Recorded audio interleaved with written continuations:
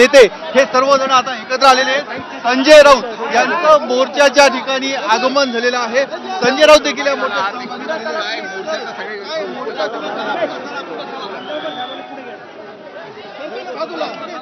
तुम्ही थोडे गाड्या पुढे शहराच्या मध्यवस्तीतला मोर्चा निघालेला आहे। उत्साह बघायला मिळतोय कार्यकर्ते पदाधिकाऱ्यांमध्ये। उत्साह असायलाच पाहिजे।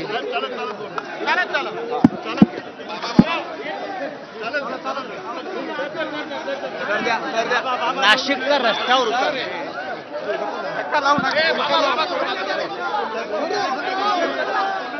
नाशिकचे प्रश्न फार गंभीर आहेत।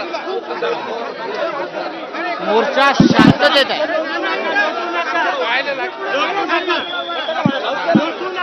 तुम्ही मगाशी म्हणालात की नेपाळसारखी परिस्थिती महाराष्ट्रात निर्माण होऊ नये म्हणून राज ठाकरे उद्धव ठाकरे एकत्र येतात। तर नेमकं काय तुमच्यावर तुम्ही माओवादी असल्याचाही आरोप केला जातोय सत्ताधाऱ्यांनी। मी शिवसैनिक आहे। बाळासाहेब ठाकरेंच्या विचाराला चालणाऱ्या मी हे कोणालाही माओवादी ठरवतील, नक्षलवादी ठरवतील। याच विचारसरणीविरुद्ध हा मोर्चा आहे। प्रचंड घोषणाबाजी ही पदाधिकारी कार्यकर्त्यांकडून केली जात आहे। मोठमोठे होर्डिंग्स हातामध्ये घेतलेले नाशिकसाठी मोर्चा आहे। नेपाळमध्ये सुद्धा भ्रष्टाचार मुक्त आणि भयमुक्त नेपाळसाठी आंदोलन झालं। आणि नेपाळ हे मूळ हिंदू राष्ट्र आहे। ते आता म्हणतात काय माओवादी वगैरे, पण मूळ हिंदू राष्ट्र कोणतं? जानकी म्हणजे सीतेचं जे मूळ स्थान आहे।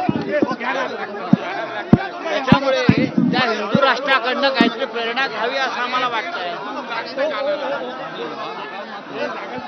पण नाशिक आणि नेपाळ ही सांगड तुम्ही मी सांगड घालत नाही। नेपाळ सारखा भ्रष्टाचार या नाशिक शहरात आणि महाराष्ट्रात आहे असं मी म्हणतो। त्याच्यामुळे सरकारनं सावध राहिलं पाहिजे।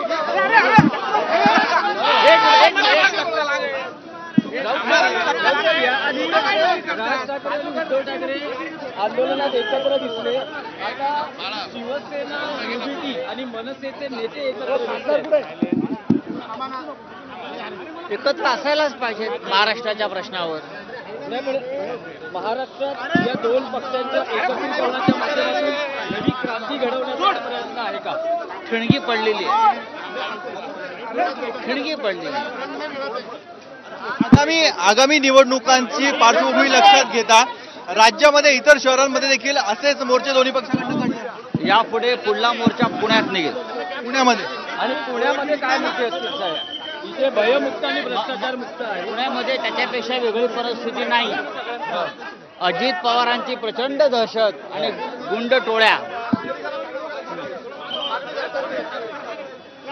आपण बघतोय पदाधिकारी कार्यकर्ते यांची मोठी गर्दी या ठिकाणी झालेली आहे। त्यामुळे रेटारेटी सारखी परिस्थिती निर्माण झाली। आता आपण मेन रोड परिसरामध्ये आहोत। मागच्या बाजूला जर बघितलं तर मोठ्या संख्येने कार्यकर्ते या मोर्चामध्ये सहभागी झाल्याचं बघायला मिळत आहेत। काळे झेंडे आहेत। या झेंड्यांवर दोन्हीही पक्षाच्या चिन्ह आहेत, पक्षाची नावं आहेत। आणि त्याच्या पुढच्या बाजूला जर आपण बघितलं तर काही होर्डिंग्स, काही पाट्या आयोजन केलं आहे, त्यात सहभागी झाले आहेत। आणि सगळ्यात महत्त्वाचं म्हणजे शहराच्या मध्यवस्तीमधला हा मोर्चा काढलेला आहे। शहराच्या मध्यवस्तीमधला हा मोर्चा काढलाय। हा मार्ग निवडण्याचं काय करायचं? कारण हा जनआक्रोश आहे।